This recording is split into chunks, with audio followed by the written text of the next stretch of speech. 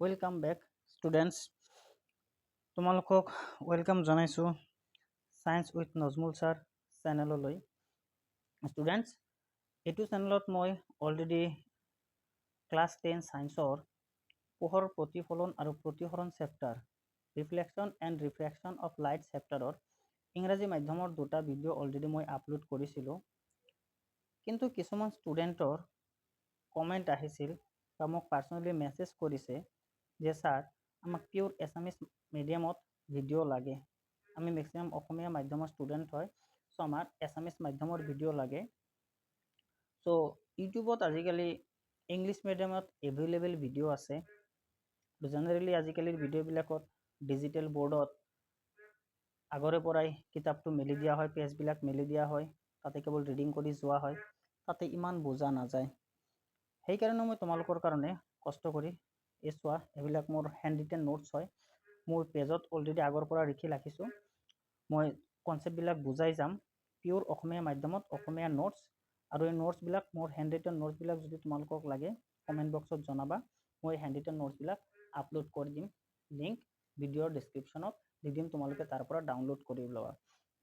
চ' মোটামুটি 7ৰ পৰা 8টা লেকচাৰত মই এই চেপ্টাৰটো কমপ্লিট কৰি দিম অসমীয়া মাধ্যমত। আৰু ইংৰাজী মাধ্যমৰ ষ্টুডেণ্টবিলাকো টেনশ্যন কৰিব নালাগে, তোমালোকৰ ভিডিঅ'বিলাকো ৰেগুলাৰলি আহি থাকিব। চ' ব'লা আজি আমি চেপ্টাৰটো আৰম্ভ কৰোঁ। চ' চেপ্টাৰটোৰ নাম হৈছে পোহৰৰ প্ৰতিফলন আৰু প্ৰতিসৰণ, reflection and refraction of light, class 10 chapter number 10। ত' এইটো চেপ্টাৰত প্ৰথমে আমি শিকিম পোহৰৰ বিষয়ে, যে পোহৰ কি। তো তোমালোকে অলৰেডি আগতে পঢ়ি আহিছে, আমি জানো যে শক্তিৰ বহুত ৰূপ আছে, হয়নে? শক্তি বিভিন্ন প্ৰকাৰৰ শক্তি আছে। ক্লাছ 9ত তোমালোকে পঢ়ি আহিছা, যেনেকুৱা শব্দ এটা শক্তি তোমালোকে পঢ়ি আহিছা, তাপ শক্তি, এনেকুৱা বহুত ধৰণৰ শক্তি আছে। চিমিলাৰলি পোহৰো এক প্ৰকাৰৰ কি হয়, শক্তি হয়।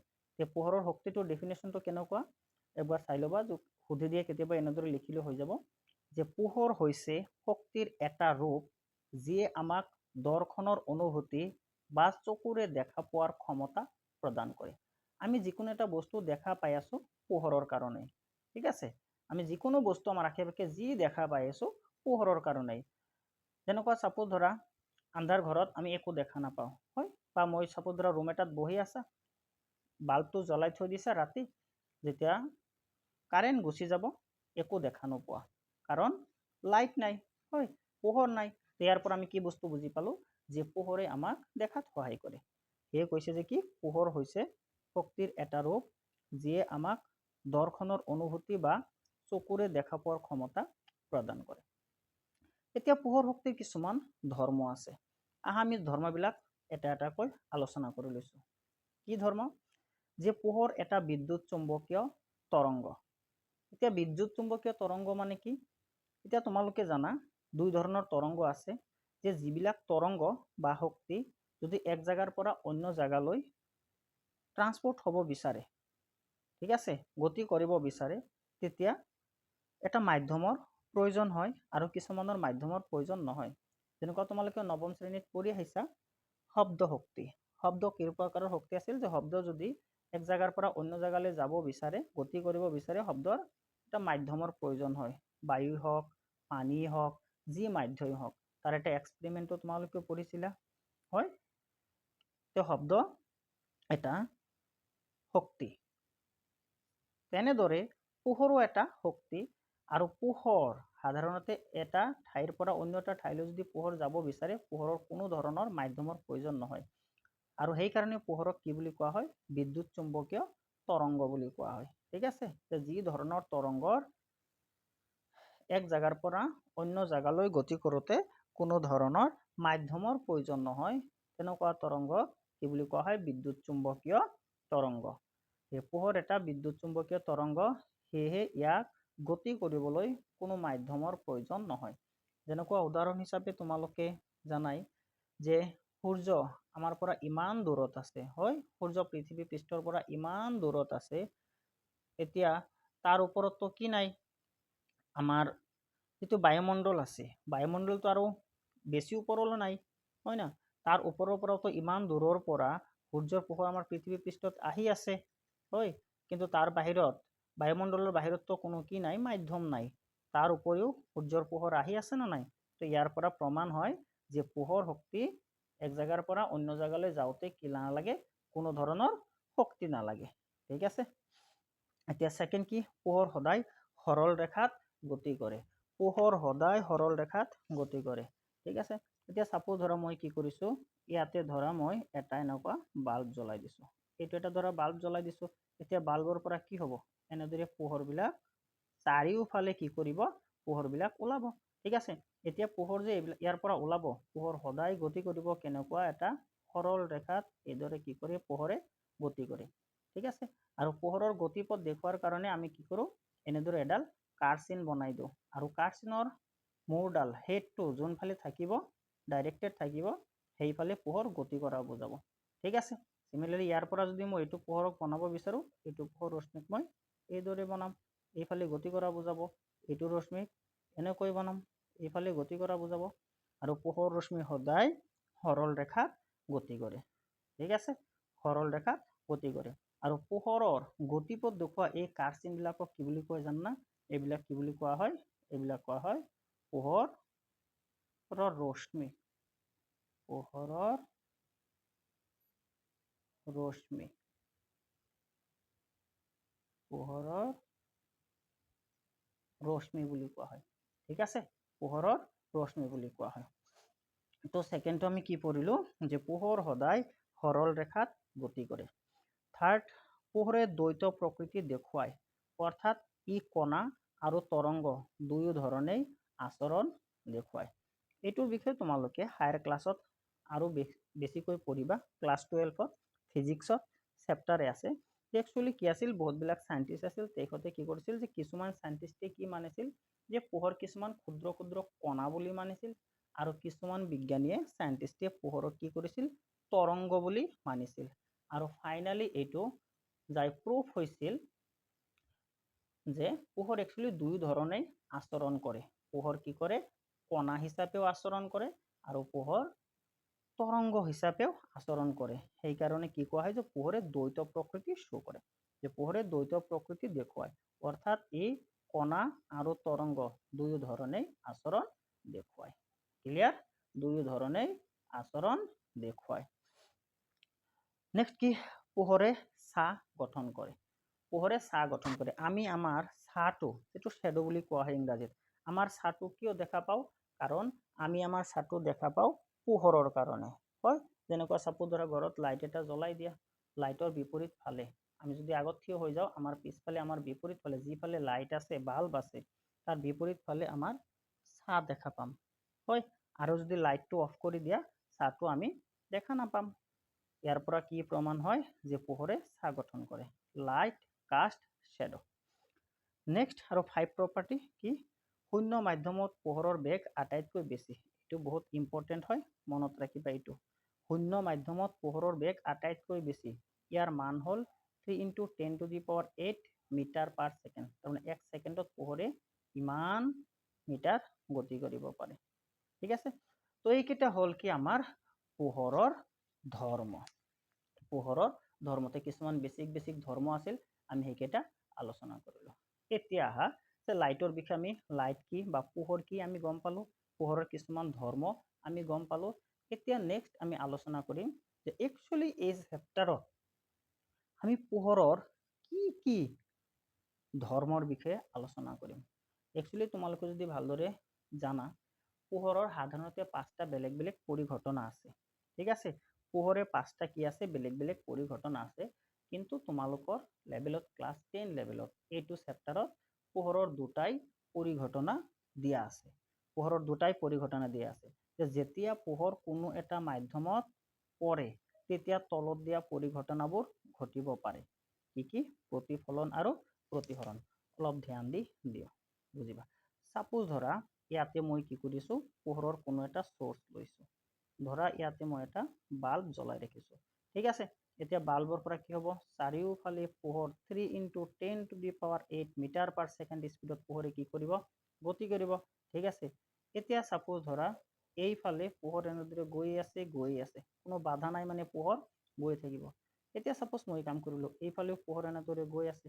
মই এটা কাম কৰিলোঁ, এই পোহৰৰ গতি পথত যিকোনো এটা মাধ্যম ৰাখি দিলোঁ, যিকোনো এটা সাৰফেস বা পৃষ্ঠ এটা ৰাখি দিলোঁ। সাপোজ ধৰা দাপোন এটা মই কি কৰি দিলোঁ, ৰাখি দিলোঁ। এইটো চেপ্টাৰত আগেও আমি এনেও দাপোনৰ বিষয়ে পঢ়িম। সাপোজ ধৰা মই কি কৰি দিছোঁ, কিবা এটা মাধ্যম ৰাখি দিছোঁ। এতিয়া পোহৰ এইফালে পাৰ হ'ব বিচাৰি আছে, হয়। এতিয়া আহি আহি পোহৰৰ মাজত পোহৰত এটা বাধা পাইছে, এটা মাধ্যম পাইছে। এতিয়া পোহৰ ইয়াত দুটা পৰিঘটনা হ'ব পাৰে। কি? এতিয়া যদি এই মাধ্যমটো সাপোজ ধৰা এটা কি ট্ৰান্সপাৰেণ্ট মিডিয়াম হয়, যেনেকুৱা ধৰা গ্লাছ, হয়। এইবিলাকৰ মাজেৰে কি হৈ যাব, পোহৰ পাৰ হৈ যাব না।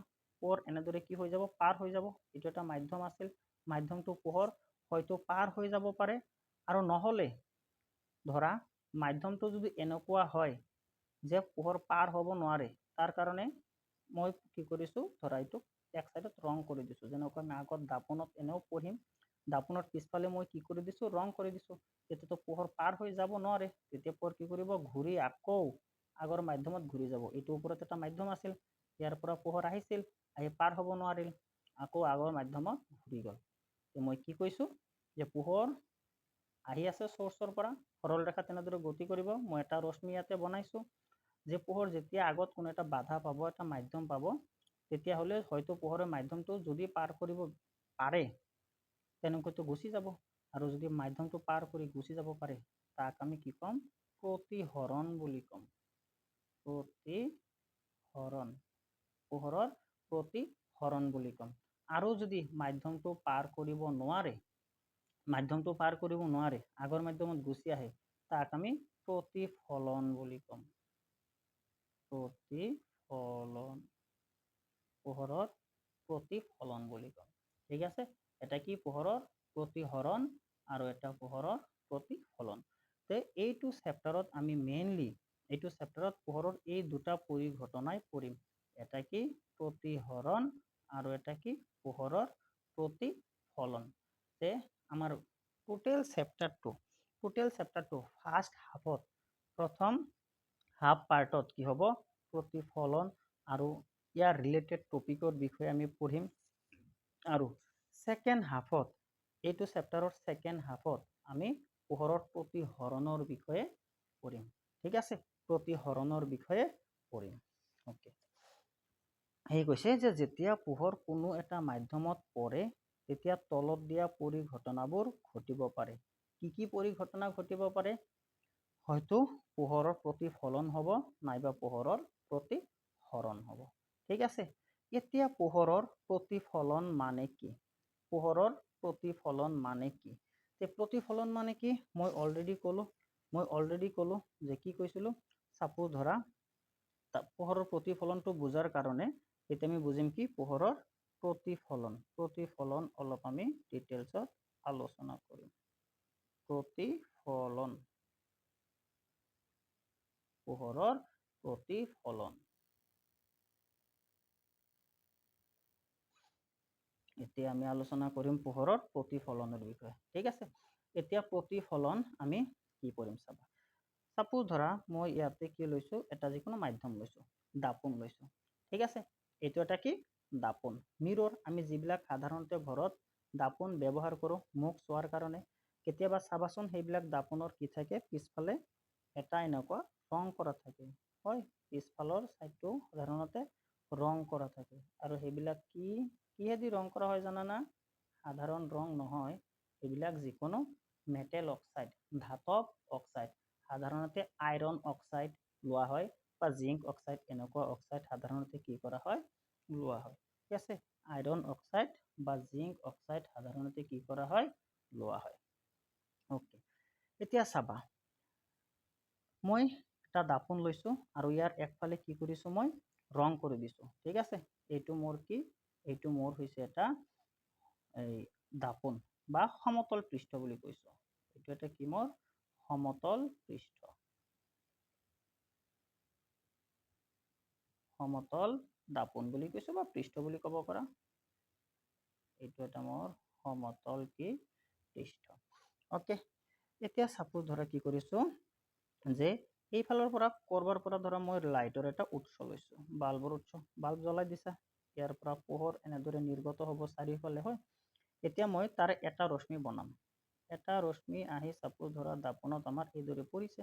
তো যেহেতু মই দাপোনক কি কৰি দিছোঁ, ৰং কৰি দিছোঁ, পোহৰটো পাৰ হৈ যাব নোৱাৰে, পোহৰ পাৰ হৈ যাব নোৱাৰে। তে পোহৰ কি কৰিব, ইয়াতে পোহৰৰ পৰা এটা ৰশ্মি আহি কি কৰিল, দাপোনত পৰিল। ঠিক আছে। এতিয়া পোহৰৰ এই যে ৰশ্মিটো উৎসৰ পৰা আহি পৰিছে, এই ৰশ্মিটোক কি কয়, এই ৰশ্মিটোক কয় আপতিত ৰশ্মি। আপতিত ৰশ্মি, আপতিত ৰশ্মি, এইটো কি কয়, আপতিত ৰশ্মি।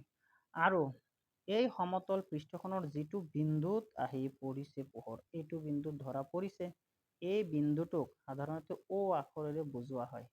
আৰু এই বিন্দুটোক কি বুলি কোৱা হয়, এই O আখৰেৰে বুজোৱা হয়, এই বিন্দুটোক কি বুলি কোৱা হয়, আপতন বিন্দু। আপতন বিন্দু, আপতন বিন্দু, আপতন বিন্দু, যাক O আখৰেৰে বুজোৱা হয়। এতিয়া আমি কি কৰিম, এই আপতন বিন্দুত ধ্যান দি মন কৰিবা, এই আপতন বিন্দুত এই যে আমাৰ দাপোনখন আছিল, এই দাপোনৰ লম্বভাৱে, তাৰমানে 90 ডিগ্ৰী এংগল কৈ লম্বভাৱে এডাল আমি কাল্পনিক ৰেখা বনাম। ঠিক আছে। আমি কি কৰিলো, এই আপতন বিন্দুত এই সমতল পৃষ্ঠখনৰ লম্বভাৱে এডাল ৰেখা অংকন কৰিলো, কাল্পনিক ৰেখা। ইয়াক কি বুলি কোৱা হয় জানানা? ইয়াক কি কোৱা হয়, অভিলম্ব। অভিলম্ব, অভিলম্ব বুলি কোৱা হয়। ঠিক আছে, অভিলম্ব। এতিয়া চাবা, এই আপতিত ৰশ্মি অভিলম্বৰ লগত এডাল কোণ কৰিছে, ইয়াতে কোণ কৰিছে, এই কোণটোক ইংৰাজী লেটাৰ আই দি বুজোৱা হয়। ঠিক আছে, যাক কি বুলি কোৱা হয়, এই কোণটোক কি বুলি কোৱা হয়, আপতন কোণ। আয়ক কি বুলি কোৱা হয়, আপতন কোণ। আপতন কোণ বুলি কোৱা হয়, আপতন কোণ। ঠিক আছে। নেক্সট কি কৰিব, এতিয়া আপতিত ৰশ্মি আহিল, আহি যেতিয়া দাপোনত পৰিব, এতিয়া দাপোনত একফালে মই ৰং কৰি দিছোঁ, এইটো পাৰ হৈ যাব নোৱাৰে। কি কৰিব, পোহৰ আকৌ ঘূৰি যাব আগৰ মাধ্যমলৈ। এইদৰে পোহৰ কি কৰিব, আগৰ মাধ্যমলৈ ঘূৰি যাব। আৰু এই ৰশ্মিটোক যিটো দাপোনত পৰি আকৌ আগৰ মাধ্যমত ঘূৰি গৈ আছে, ইয়াক কি বুলি কোৱা হয়, প্ৰতিফলিত ৰশ্মি। প্ৰতিফলিত ৰশ্মি বুলি কয়, ইয়াক প্ৰতিফলিত ৰশ্মি বুলি কোৱা হয়।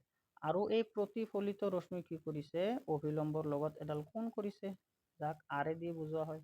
আৰু এই কোণ, প্ৰতিফলিত ৰশ্মিয়ে যিটো অভিলম্বৰ লগত কোণ কৰিছে, আৰে দি বুজাইছো, তাক কি বুলি কোৱা হয়, প্ৰতিফলন কোণ বুলি কোৱা হয়। তাক প্ৰতিফলন কোণ বুলি কোৱা হয়, প্ৰতিফলন কোণ। ঠিক আছে, প্ৰতিফলন কোণ বুলি কোৱা হয়। ব'লা আমি এতিয়া নোটছত যাওঁ। এই বস্তুবিলাক মই এতিয়া ধুনীয়াকৈ বুজাই দিছোঁ। ঠিক আছে, ডেফিনেশ্যনটো ইয়াতে লিখা আছে। পোহৰৰ প্ৰতিফলন মানে কি, যে পোহৰৰ প্ৰতিফলন মানে কি, চাবা, পোহৰৰ প্ৰতিফলন, পোহৰৰ প্ৰতিফলন মানে কি, যে যেতিয়া পোহৰ ৰশ্মি কোনো সমতল বা মিহি পৃষ্ঠাত খুন্দা খাই পুনৰ একেখন মাধ্যমলৈ ঘূৰি আহে, সেই পৰিঘটনাটোক পোহৰৰ প্ৰতিফলন বোলে। এক্সামত এইটো ডেফিনেশ্যন আহিলে ধুনীয়াকৈ লিখি দিবা। ঠিক আছে, ধুনীয়াকৈ লিখি দিবা। এতিয়া নেক্সট পেজলৈ মই ধুনীয়াকৈ ডায়েগ্ৰামটো ইয়াতে বনাই থৈ দিছোঁ। ঠিক আছে, এইটো আমি কি লৈছোঁ, এখন সমতল দাপোন লৈছোঁ। এইটো আমাৰ কি, সমতল দাপোন। আৰু দাপোনৰ এটা চাইডত মই কি কৰি দিছোঁ, ৰং কৰি দিছোঁ। ঠিক আছে, ৰং কৰি দিছোঁ, এইটো কি, সমতল দাপোন। এতিয়া চাবা, এইফালৰ পৰা এই ৰশ্মিটো কি দেখুওৱা হৈছে, দাপোনত আহি পৰি আছে। সদায় কাৰ চিনৰ ডাইৰেকশ্যন চাবা, দাপোনৰ ফালে যিটো ৰশ্মি আহি আছে, তাক কি বুলি কৈছোঁ, আপতিত ৰশ্মি। আৰু এই আপতিত ৰশ্মিয়ে দাপোনৰ ওপৰত যোনটো বিন্দুত আহি পৰিছে, তাক আপতন বিন্দু বুলি কোৱা হয়। আৰু এই আপতন বিন্দুত এই দাপোনখন বা পৃষ্ঠখনৰ লম্বভাৱে এডাল ৰেখা টানিছোঁ, এই অৰেঞ্জ কালাৰৰ যিটো ৰেখা, এইটো আমাক কি, অভিলম্ব। ঠিক আছে, আৰু এই অভিলম্বৰ লগত আপতিত ৰশ্মিয়ে এডাল কোণ কৰিছে, ইয়াক কি বুলি কৈছোঁ, আপতন কোণ। এতিয়া ইয়াৰ পৰা পোহৰ আহি খুন্দা খাই আকৌ আগৰ মাধ্যমলৈ গুচি গৈছে। এই ৰশ্মিটো ইয়াক কি বুলি কৈছো প্ৰতিফলিত ৰশ্মি আৰু প্ৰতিফলিত ৰশ্মিও কি কৰিছে অভিলম্বৰ লগত এডাল কোণ কৰিছে ইয়াক আমি কি কোণ বুলি কৈছো ইয়াক প্ৰতিফলন কোণ বুলি কৈছো ঠিক আছে আই কি বুজাইছে আপতন কোণ আৰু আৰে কি বুজাইছে প্ৰতিফলন কোণ এতিয়া আহা যে পোহৰৰ প্ৰতিফলনৰ ডেফিনেশ্যনটো আমি সেইটো সাইডত চালো এতিয়া পোহৰৰ প্ৰতিফলনৰ দুটা নিয়ম আছে কি নিয়ম প্ৰথম নিয়মটো চাবা যে কি কৈছে পোহৰৰ প্ৰতিফলনৰ নিয়ম দুটা হল এক নম্বৰ যে আপতিত ৰশ্মি আপতন বিন্দুত টনা অভিলম্ব আৰু প্ৰতিফলিত ৰশ্মি একেখন সমতলত থাকে ঠিক আছে একেখন সমতলত থাকে আৰু দ্বিতীয়টো কি আছে দ্বিতীয়টোত কৈছে যে আপতন কোণ সদায় প্ৰতিফলন কোণৰ সমান অৰ্থাৎ angle I equal to angle R clear এতিয়া এইখিনি যদি বুজি পাইছা বলা এতিয়া আমি ইয়াতে যিমান কেইটা ডেফিনেশ্যন আমি বস্তু চালো আপতিত ৰশ্মি প্ৰতিফলিত ৰশ্মি অভিলম্ব আপতন কোণ প্ৰতিফলন কোণ আৰু আপতন বিন্দু এইকেইটাৰ ডেফিনেশ্যন কেইটা মই লিখি থৈ দিছো যে প্ৰধান সংজ্ঞা বা পৰিভাষাসমূহ কি প্ৰথমে আহা অভিলম্ব যে অভিলম্ব মানে কি আপতন বিন্দুত সমতলখনৰ প্ৰতি উলম্বভাৱে বা লম্বভাৱে কল্পনা কৰা সৰল ৰেখাডালক অভিলম্ব বোলে যাক ইংলিছত নৰ্মেল বুলিও কোৱা হয় ঠিক আছে ওকে সেকেন্ড কি আপতিত ৰশ্মি ইনসিডেন্ট ৰে মানে কি যে কোনো উৎসৰ পৰা আহি দাপন বা প্ৰতিফলন পৃষ্ঠত পোহৰৰ ৰশ্মিডালক আপতিত ৰশ্মি বোলে কি কৈছে কোনো উৎসৰ পৰা আহি দাপন বা প্ৰতিফলন পৃষ্ঠত পৰা পোহৰৰ ৰশ্মিডালক আপতিত ৰশ্মি বোলে থাৰ্ড পইণ্ট আপতন বিন্দু পইণ্ট অফ ইনসিডেন্স যে প্ৰতিফলন পৃষ্ঠ বা দাপনৰ যিটো বিন্দুত আপতিত ৰশ্মিডাল পৰে সেই বিন্দুটোক আপতন বিন্দু বোলে ঠিক আছে নেক্সট ডেফিনেশ্যন আহা যে নেক্সট কি কৈছে এতিয়া আপতন কোণ এংগেল অফ ইনসিডেন্স মানে কি যে আপতিত ৰশ্মিয়ে আপতন বিন্দুত অভিলম্বৰ সৈতে উৎপন্ন কৰা কোণক আপতন কোণ বোলে ঠিক আছে নেক্সট প্ৰতিফলিত ৰশ্মি ৰিফ্লেক্টেড ৰে মানে কি যে প্ৰতিফলিত পৃষ্ঠ বা দাপনখনে একেখন মাধ্যমলৈ ঘূৰাই পঠোৱা পোহৰৰ ৰশ্মিডালক প্ৰতিফলিত ৰশ্মি বোলে যিটো পোহৰে দাপনে কি কৰিছিল ঘূৰাই পঠাইছিল সেই ৰশ্মিটোক কি বুলি কোৱা হয় প্ৰতিফলিত ৰশ্মি বুলি কোৱা হয় নেক্সট আহা প্ৰতিফলন কোণ মানে কি যে প্ৰতিফলিত ৰশ্মিয়ে আপতন বিন্দুত অভিলম্বৰ সৈতে কৰা কোণক প্ৰতিফলন কোণ বোলে এইখিনিলৈকে ক্লিয়াৰ ইমানলৈকে আমি কি চাইছো যে পোহৰ কি তাৰপিছত পোহৰৰ ধৰ্মসমূহ প্ৰতিফলন কি পোহৰৰ প্ৰতিফলনৰ নিয়ম আৰু নিয়মৰ লগত জড়িত কিছুমান সংজ্ঞা আমি চাইছো এতিয়া আহা এইটো চেপ্টাৰত গোটেই চেপ্টাৰত আমি সদায় দুটা বস্তু কৈ থাকিম কি যে লক্ষ্য বস্তু আৰু এটা হৈছে আমাৰ প্ৰতিবিম্ব এতিয়া এই দুটা বস্তু আমি চাই লওঁ লক্ষ্য বস্তু মানে কি লক্ষ্য বস্তু একচুয়ালি লক্ষ্য বস্তুৰ প্ৰতিবিম্ব দাপনৰ গঠন হয় লক্ষ্য বস্তু মানে কি যে যিকোনো বস্তু যিয়ে নিজাকৈ পোহৰ নিৰ্গমন কৰে অথবা আন বস্তুৰ প্ৰতিফলিত পোহৰ নিৰ্গমন কৰে তাক লক্ষ্য বস্তু বোলে তাৰ মানে এতিয়া তোমালোকে চাবা যে ইংৰাজীত তোমালোকে দুটা শব্দ পঢ়িছা না বা কেতিয়াবা শুনিছা হয়তো কি এটা হৈছে লুমিনাছ অবজেক্ট আৰু এটা হৈছে কি নন লুমিনাছ অবজেক্ট যেনেকুৱা আমাৰ সূৰ্যৰ নিজা পোহৰ আছে হয় না সূৰ্যৰ পোহৰ নিজা পোহৰ আছে সেই কাৰণে সূৰ্যক লুমিনাছ অবজেক্ট বুলি কোৱা হয় আৰু যিবিলাক বস্তু নিজা পোহৰ নাই যেনেকুৱা আমাৰ চন্দ্ৰটো মুনৰটো নিজা কি নাই পোহৰ নাই তাৰ পিছত আমি মনটোক দেখা পাও নে নাপাও দেখা পাও এতিয়া ৰাতিও আকাশত যদি চোৱা মনটো দেখা পাবা তো মুনৰটো পোহৰ নাই তথাপি মনটো দেখা পাই আছো কিয় কাৰণ চন্দ্ৰই কি কৰি আছে সূৰ্যৰ পৰা অহা পোহৰক প্ৰতিফলিত কৰি আছে আৰু সেই কাৰণে আমি কি কৰি আছো চন্দ্ৰক দেখা পাই আছো আৰু এনেকুৱা বস্তু যে নিজৰ তো পোহৰ নাই কিন্তু অন্য বস্তুৰ পৰা অহা পোহৰক প্ৰতিফলিত কৰে সেইবিলাকক নন লুমিনাছ অবজেক্ট বুলি কৈছিলা। সেই কৈছে যে যিকোনো বস্তু যিয়ে নিজাকৈ পোহৰ নিৰ্গমন কৰে যেনেকুৱা সূৰ্য অথবা আন বস্তুৰ প্ৰতিফলিত পোহৰ নিৰ্গমন কৰে যেনেকুৱা চন্দ্ৰ, তাক লক্ষ্য বস্তু বোলে। এতিয়া প্ৰতিবিম্ব কি? যে প্ৰতিবিম্ব মানে কি বা ইমেজ যাক কোৱা হয় ইংৰাজীত, যে ইয়াক কোনো এটা লক্ষ্য বস্তুৰ আলোকীয় দৃশ্যমান ৰূপ বুলি কোৱা হয়। আলোকীয় দৃশ্যমান ৰূপ, যাক ইংলিছত কি বুলি কোৱা হয়? Optical appearance of an object. Optical appearance of an object, যাক আমি প্ৰতিবিম্ব বুলি কওঁ। প্ৰতিফলিত ৰশ্মিয়ে কটাকটি কৰা বিন্দুত ই গঠিত হয়। আগত আমি ইয়াৰ বিষয়ে ডিটেইলছত পঢ়িম। প্ৰতিফলিত ৰশ্মি কি? যে ইয়াক কোনো এটা লক্ষ্য বস্তুৰ আলোকীয় দৃশ্যমান ৰূপ বুলি কোৱা হয়।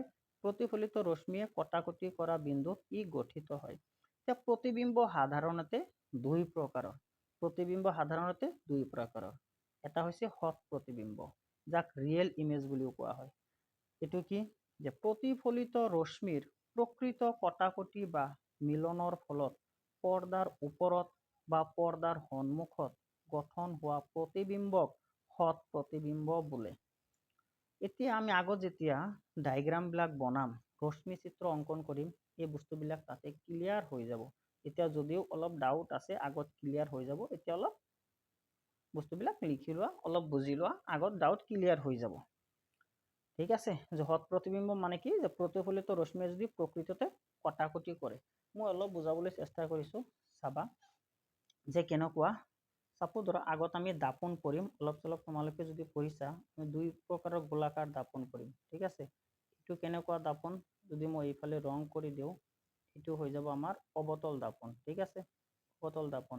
এইফালে মুখ্য অক্ষ যদি বনাই দিওঁ, এতিয়া অৱতল দাপনত চাবা কি পঢ়িম আমি, যে এনেকুৱা যদি কোনো কি আছে আপতিত ৰশ্মি এনেকৈ আহি আছে, সাপোজ এনেকৈ পাৰ হৈ যাব।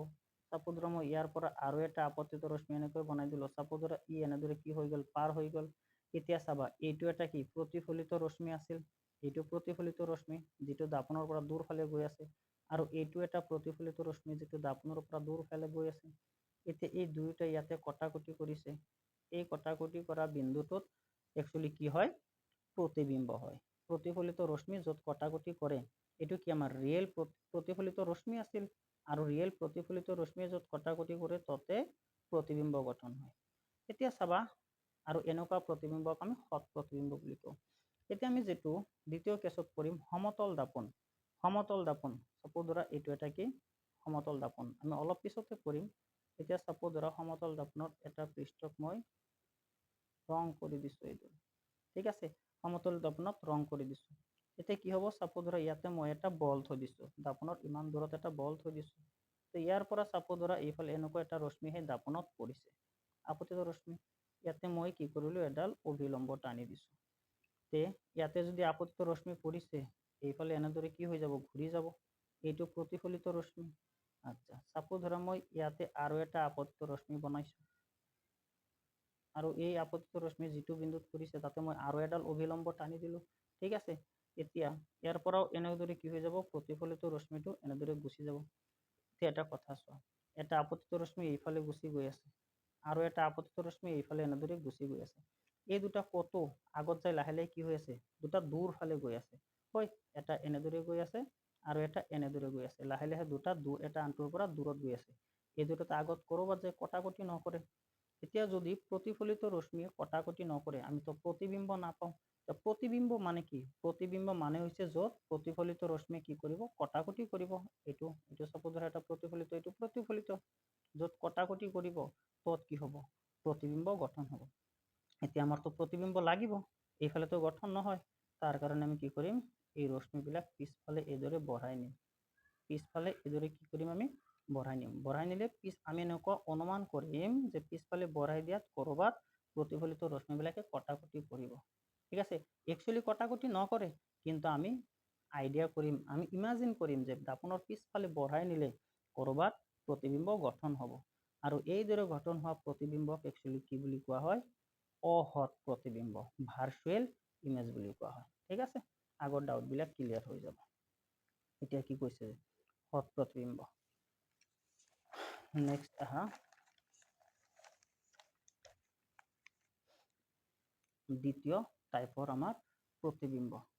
অহৎ প্ৰতিবিম্ব কি যে প্ৰতিফলিত ৰশ্মিৰ কাল্পনিক বা আভাসী মিলনৰ ফলত পৰ্দাৰ পিছফালে সৃষ্টি হোৱা প্ৰতিবিম্বক অহৎ প্ৰতিবিম্ব বোলে। ইয়াতে কি হ'ব একচুৱেলি দাপোন বা পৰ্দাৰ সন্মুখতো গঠন নহয়, পিছফালেহে গঠন হ'ব। একচুৱেলি গঠন নহয়, আমি ইমাজিন কৰি ল'ম। আৰু অহৎ প্ৰতিবিম্ব সদায় কি হয় থিয় হয়। অহৎ প্ৰতিবিম্ব সদায় থিয় হয়।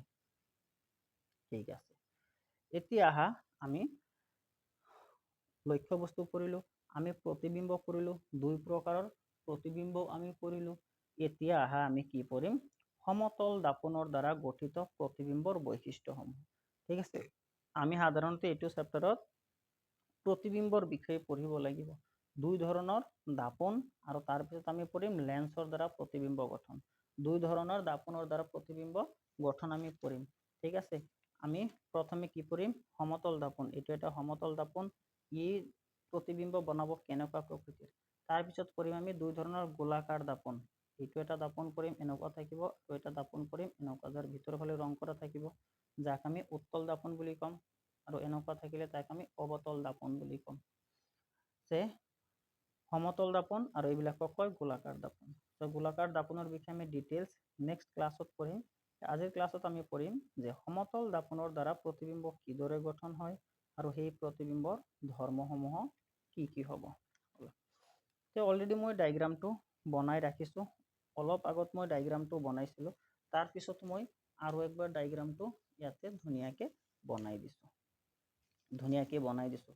এনেকুৱা চাপোজ ধৰা মই এনেদৰে এডাল কি লৈ লৈছোঁ সমতল দাপোন লৈ লৈছোঁ। সমতল দাপোন মই একফালে কি কৰি দিম ৰং কৰি দিম। দাপোন যেনেকুৱাই বনোৱা সমতল দাপোন গোলাকাৰ দাপোন ৰং কৰোঁতে কেতিয়াও নাপাহৰিবা, ৰং নকৰিলে দাপোনত নম্বৰ কাটি দিব। এইটো সমতল দাপোন। এতিয়া মই কি কৰিম ইয়াৰ প্ৰতিবিম্ব গঠন কৰিম। এতিয়া প্ৰতিবিম্ব কাৰ গঠন হ'ব লক্ষ্য বস্তুৰ গঠন হ'ব, হয় না নহয়। প্ৰতিবিম্ব লক্ষ্য বস্তুৰ গঠন হ'ব।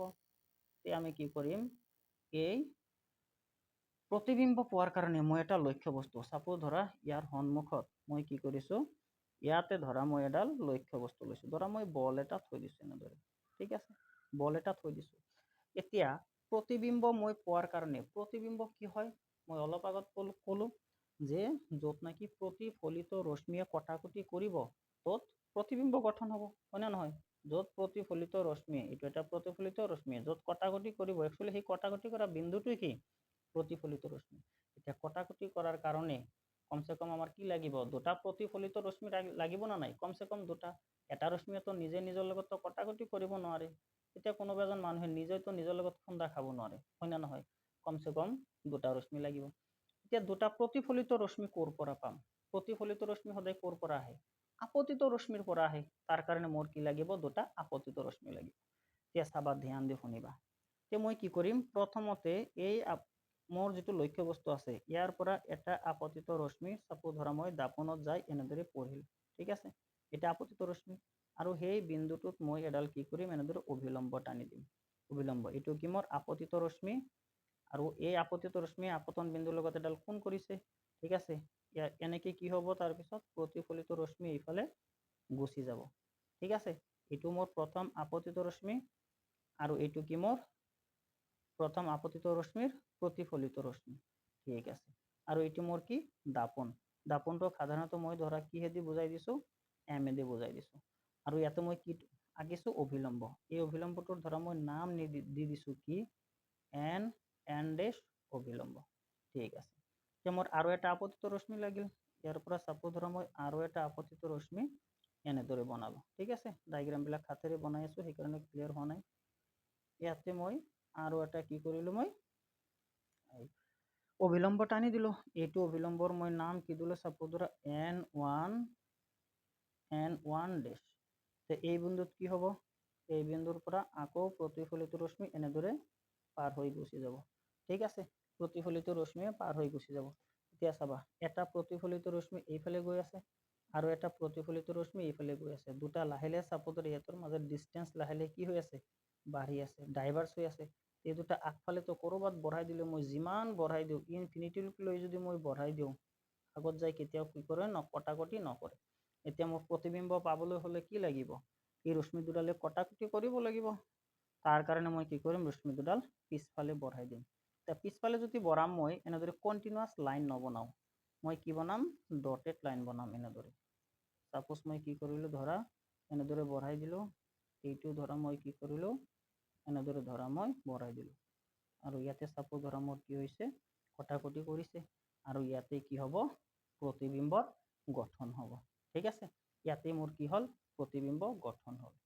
এতিয়া কোৱা, এইটো সমতল দাপোনে যে প্ৰতিবিম্বটো গঠন কৰিলে, এইটোতো একচুৱেলি প্ৰতিফলিত ৰশ্মি এই দুটাহে আছিল, এই দুটাইতো ক'ৰবাত কটাকটি কৰা নাই, হয় না?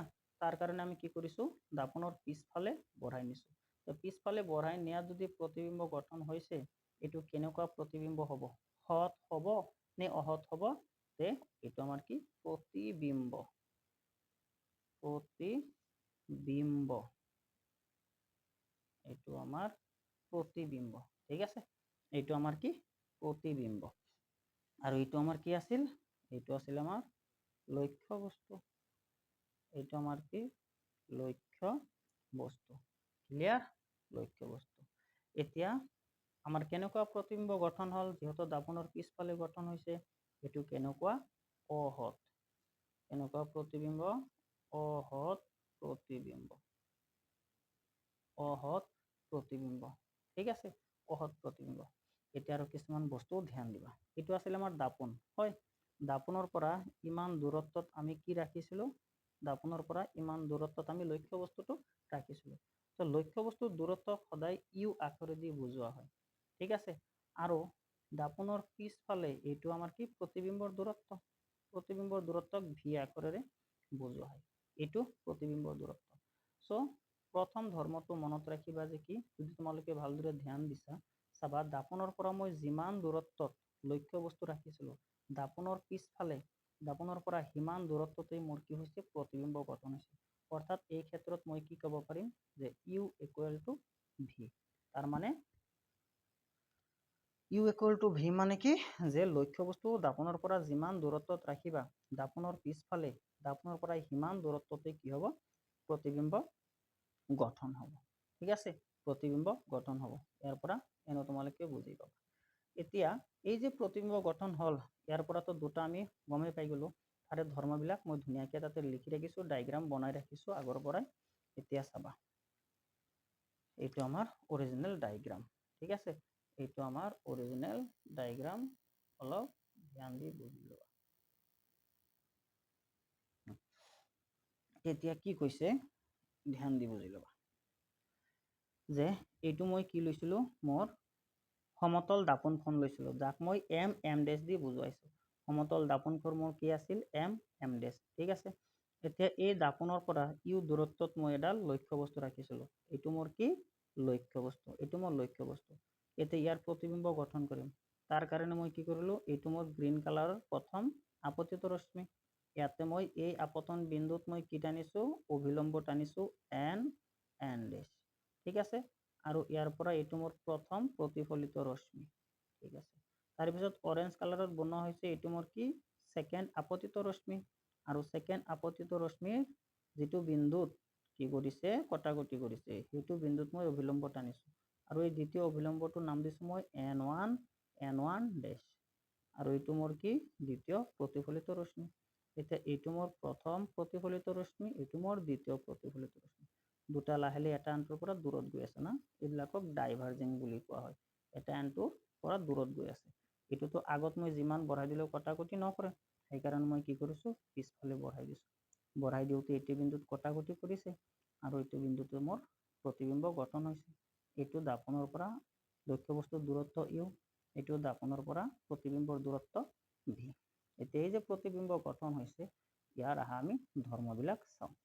তো প্ৰথম কি, সদায়টো মনত ৰাখিবা যে সমতল দাপোনৰ দ্বাৰা গঠিত প্ৰতিবিম্ব সদায় অসৎ আৰু থিয় হয়। মই কি ক'লো, যে সমতল দাপোনৰ দ্বাৰা গঠিত, সদায় এইটো ইউনিভাৰ্চেল ট্ৰুথ মনত ৰাখিবা, যে সমতল দাপোনে যেতিয়া প্ৰতিবিম্ব গঠন কৰিব, সদায় কেনেকুৱা প্ৰতিবিম্ব গঠন কৰিব, অসৎ। দাপোনৰ পিছফালে গঠন কৰিব, আৰু দাপোনৰ পিছফালে সদায় কেনেকুৱা হ'ব, অসৎ প্ৰতিবিম্ব হ'ব। আৰু অসৎ প্ৰতিবিম্ব সদায় কি, থিয়। থিয় মানে কি, চাবা এই যে অভিলম্বৰ কি হৈছে, ওপৰত হৈছে না নাই, এইটো অভিলম্ব এইটো ওপৰত হৈছে, তলততো হোৱা নাই, অভিলম্বৰ তলততো হোৱা নাই, ওপৰত হৈছে, ওপৰত হ'লে তাক থিয় বুলি কয় আৰু তলত হ'লে ওলোটা বুলি কয়।